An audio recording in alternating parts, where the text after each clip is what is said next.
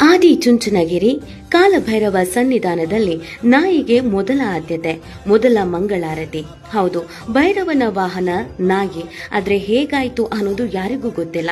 ಒಮ್ಮೆ ಬ್ರಹ್ಮದೇವನು ತಾನೇ ಶ್ರೇಷ್ಠ ಅಂತ ವಾದ ಮಾಡ್ತಾ ಇದ್ದ ಸಂದರ್ಭದಲ್ಲಿ ಭೈರವ ಸಿಟ್ಟಿಗೆದ್ದು ತನ್ನ ಕಿರುಬೆರಳಿನಿಂದ ಬ್ರಹ್ಮದೇವರ ಒಂದು ತಲೆಯನ್ನ ಕಡಿದು ಬಿಡ್ತಾನೆ.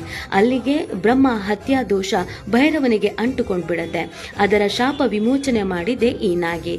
ಕಂಚ ಮತ್ತು ಚುಂಚ ಅನ್ನುವ ರಾಕ್ಷಸನನ್ನ ಕೊಲ್ಲೋದಕ್ಕೆ ಅಂತ ಭೈರವ ಬಂದಾಗ ಚುಂಚ ಭೈರವನ ಶಕ್ತಿ ನೋಡಿ ಶರಣಾಗ್ತಾನೆ. ಸ್ವತಃ ತಾನು ನಾಯಿಯಾಗಿ ಬದಲಾಗಿ ಭೈರವನ ಕೈಯಲ್ಲಿದ್ದ ಬ್ರಹ್ಮದೇವರ ತಲೆಯನ್ನ ತಿನ್ನುವುದಕ್ಕೆ ಅಂತ ಹೋದಾಗ ಮಡಿಯಾಗುತ್ತದೆ ಅಂತ ಬ್ರಹ್ಮದೇವ ಭೈರವನನ್ನ ಆ ಶಾಪದಿಂದ ವಿಮೋಚನೆ ಮಾಡ್ತಾರೆ. ಇದರಿಂದ ಭೈರವ ಖುಷಿಯಾಗಿ ನಿನಗೇನ್ ಬೇಕು ಅಂತ ಚುಂಚನಿಗೆ ಕೇಳಿದಾಗ, ನಾನು ಸದಾಕಾಲ ನಿನ್ನ ವಾಹನವಾಗಿರ್ತೀನಿ, ಈ ಊರಿಗೆ ಚುಂಚನಗಿರಿ ಅಂತ ನನ್ನ ಹೆಸರಿಡಬೇಕು ಅಂತ ಕೇಳ್ಕೊಳ್ತಾನೆ. ಅದಕ್ಕೆ ನಾಯಿಗೆ ಅಲ್ಲಿ ಮೊದಲ